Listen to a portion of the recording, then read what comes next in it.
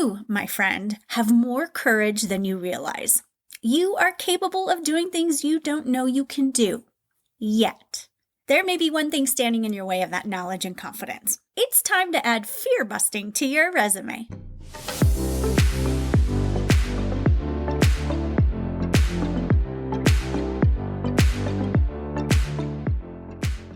I'm Karli Newman, and you're listening to Flipside of Midlife, a podcast for women in midlife and beyond who want to feel connected, hopeful, confident, and more satisfied with life than ever before. Big news, my friend. My Elevate membership is now available. For just $25 a month, you get simple, easy to use, and impactful content that helps you learn, stretch your comfort zone, and ignite change. This is where you can hone in on one topic each month to elevate your well-being and love your life. Think of the cumulative effects you'll experience when you focus on topics like mindset, rest, values, habits, and lifestyle.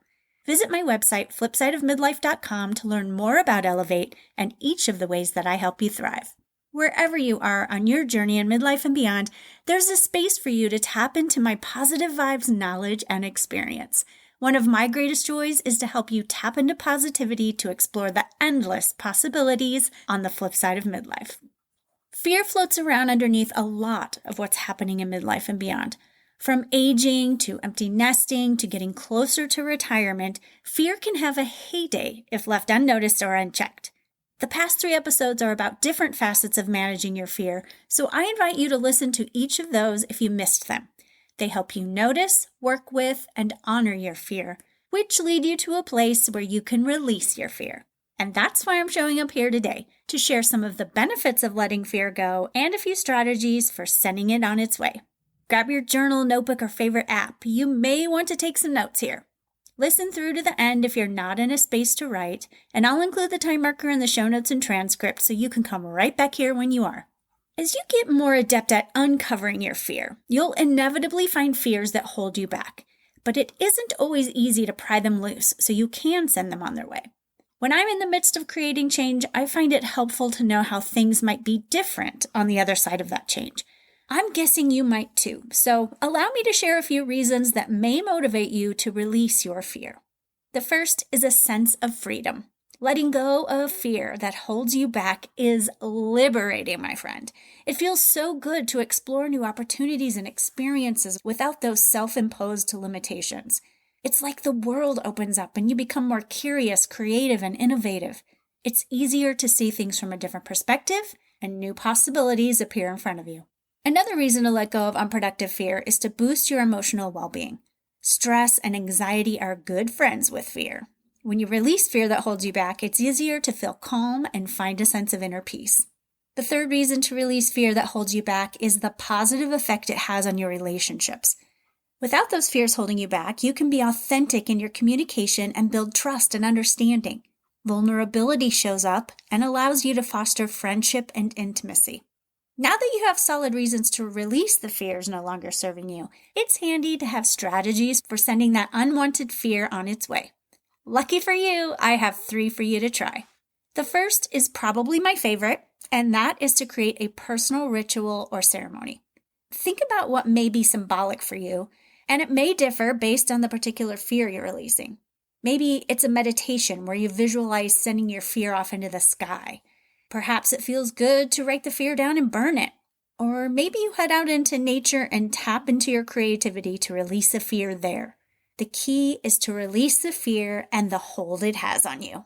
Another way to let go of fear is to flip-flop limiting beliefs that stem from that fear. Write your limiting belief on one side of the page. On the other side of the page, rewrite it into a new limitless belief. Guess what?